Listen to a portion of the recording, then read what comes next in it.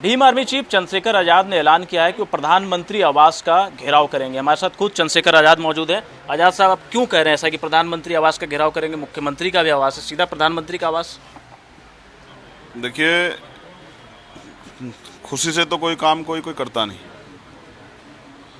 अब घेराव का मामला इसलिए है क्योंकि एक तरफ किसानों की चिताएं जल रही थी, पूरे विपक्ष को बंद किया गया था, किसानों के घरों में मातम था, किसान परिवार, हमारी माता बहनें चीख रही थी, और देश के प्रधानमंत्री लखनऊ में जाके आज़ादी का अमृत महोत्सव मना रहे थे। तो जब प्रधानमंत्री निर्दयी हो जाएं, क्रूर हो जाएं और वो देश की जनता के दुख दर्द को अपना दुख दर्द ना समझें, तो हम लोग किससे उम्मीद करें? जिस पे आरोप हैं वो कोई गली का, गांव का, जिले का गुंडा नहीं है।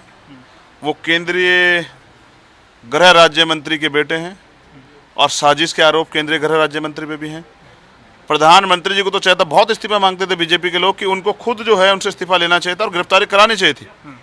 क्या आम आदमी के लिए और एक नेता के लिए, भाजपा के नेता के लिए कानून अलग अलग है? अगर यही घटना किसी और ने की होती तो क्या पहले गिरफ्तारी होती या जांच होती? तो ये जो संविधान का उल्लंघन किया जा रहा है और देश के सर्वोच्च कुर्सी बैठ के प्रधानमंत्री करा रहे हैं, तो जवाब उनको ही देना पड़ेगा। किसान अपनी मर्जी सड़क पे नहीं है रवि भाई। 11 महीने से विपक्ष की वजह से नहीं है किसान सड़कों पे। कानून देश की सरकार ने बनाए हैं और उन्हीं कानून के विरोध में किसान सड़कों पे हैं। और अगर वो भारतीय जनता पार्टी के नेताओं का विरोध कर रहे हैं तो वो विरोध भी नहीं सह पा रही सरकार। अपने आप को ताकतवर कहते हैं प्रधानमंत्री। क्या वो किसान, शहीद किसान परिवारों की आंखों में से आंखें मिला के कह सकते हैं? उन बच्चों को जवाब दे सकते हैं जिनका भाई चला गया? उन माओ को जवाब दे सकते हैं कि मेरे गृह राज्य मंत्री ने आपके बच्चों की हत्या करवा दी? किसान कुचला गया, देश का अन्नदाता, देश का भगवान, और हम अगर चुप रहे तो शायद मैं अपनी माँ से, अपने महापुरुषों के विचार से आंख नहीं मिला पाऊंगा। इसलिए फैसला लिया है कि जब देश का किसान बॉर्डर पे बैठा हुआ है, देश का किसान बंद है, उसकी आवाज दबाई जा रही, तो देश के प्रधानमंत्री भी जो है ये झूठी आज़ादी का अमृत महोत्सव नहीं मनाएंगे। उनका भी घेराव होगा, प्रधानमंत्री आवास का घेराव करेंगे, कीमत चाहे कुछ भी चुकानी पड़े।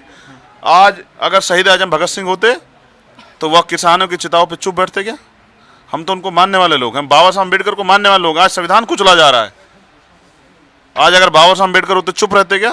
तो कब तक चंद्रशेखर आजाद प्रधानमंत्री के आवास का घेराव करेंगे? अल्टीमेटम कुछ दे रहे हैं? 7 दिन का समय है। क्या तो प्रधानमंत्री जी गिरफ्तारी कराएं, न्याय की आवाज जो कि पूरे देश के लोग भी तो देख रहे हैं। तो आपको पता है, दुनिया से कई पार्टियों के सांसदों ने ट्वीट करके इस घटना की निंदा की है, फिर भी प्रधानमंत्री जी को शर्म नहीं आ रही? क्या दुनिया में इसकी तकलीफ है? क्या देश के प्रधानमंत्री को तकलीफ नहीं है? मैंने उनका एक भाषण सुना, कह रहे हैं वायरल भी हो रहा है कि कुत्ते का बच्चा भी अगर मर जाता तकलीफ होती है। तो क्या किसानों की हालात, उनकी हैसियत कुत्ते के बच्चे से भी, एक पशु के बच्चे से भी ज्यादा वो है? चंद्रशेखर जी, आप गिरफ्तारी की मांग कर रहे हैं, पर अब फरारी शुरू हो चुकी है। कई जो उनके मित्र हैं जिन्होंने घटनाक्रम को अंजाम दिया, जिन पे आरोप लग रहा है, उनके कई मित्र फरार हो चुके हैं। खबरें आ रही कि नेपाल भाग गए हैं और पुलिस के सामने आज भी पेश होना था, पेश नहीं हुए। तो गिरफ्तारी कैसे होगी? तो यही सरकार करेगी गिरफ्तारी, या फिर सरकार कह दे कि हम नहीं कर पा रहे हैं तो फिर भीम आर्मी को दे दे टेंडर। चाहे नेपाल की जगह वो कहीं और चले जाएं, भूटान, चीन चले जाएं, अगर वहीं से ना खींच के लाए तो देश की इतनी एजेंसियां कैसे चले गए नेपाल? हम पे आईबी हैं, हम पे इंटेलिजेंस हैं, हम पे LIU है, हम पे CBI है, इतना संगीन मामला है, पूरी दुनिया देख रही, कैसे चले गए? किसी ने तो भगाने में मदद की होगी, किसी ने तो वहाँ तक गाड़ी जो है छुड़वाई होगी। तो मैं ये कह रहा हूँ, जब तक केंद्रीय गृह राज्य मंत्री उस पद पे बैठे रहेंगे तब तक न्याय की उम्मीद करना सिर्फ धोखा होगा, क्योंकि सत्ता के शीर्ष पे तो वो लोग बैठे हैं, उनके बेटों की गिरफ्तारी कैसे हो सकती है? इसलिए अगर जरा सी नैतिकता बची हो, अब आप, सबसे बड़ी शर्म की बात तो ये है कि जिसके ऊपर आरोप है वो मीडिया पे बैठ के इंटरव्यू दे रहा है और विपक्ष बंधक बना हुआ था। उत्तर प्रदेश ने जो तमाशा देखा, जो लोकतंत्र संविधान की हत्या देखी, ऐसा सब कभी इतिहास में नहीं हुआ होगा। विपक्ष तो आपके बारे में कह रहा था कि चंद्रशेखर आजाद पहले पहुंच गए तो हमें भी जाने का मौका मिले। हाँ, तो मैंने तो विपक्ष के रास्ते खोले।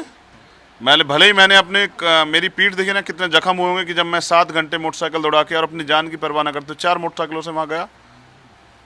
तो मैंने रास्ता इसलिए खोला कि विपक्ष के लोग सरकार को बता सकें, प्रेशर बना सकें और किसान परिवारों की मदद हो सके।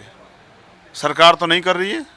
क्या मुख्यमंत्री जो हर जगह जाते हैं, मूर्तियों के अनावरण करा रहे हैं, तमाम तरह की बातें कर रहे हैं, यहीं गौतम बुद्ध नगर में गुर्जर समाज के जो महान जो राजा हुए हैं, गुर्जर सम्राट मीर भोज, उनकी जो है उनकी जाति बदल दी, कभी हनुमान जी की जाति बदल देते हैं, उनकी जाति जनता को बता देते हैं। वो मुख्यमंत्री क्या हौसला करेंगे, ताकतवर मुख्यमंत्री किसान परिवारों के सामने बैठ के उनके दर्द को बांट सके, उनसे आंख मिला सके? तो निर्दयी क्रूर लोगों से कोई उम्मीदें नहीं है। इसलिए जनता अपनी उम्मीदों पे जनता की उम्मीदों पे काम करने के लिए हम लोग मैदान में हैं। अगर आज हम लोग किसानों के साथ नहीं खड़े हुए तो देश की जनता माफ़ नहीं करेगी। बहुत बहुत शुक्रिया। तो साफ तौर पे कहना है कि अगर आज खड़े नहीं हो तो देश की जनता माफ़ नहीं करने वाली है। कैमरामैन राहुल के साथ रवि सर्रा, भारत समाचार, दिल्ली।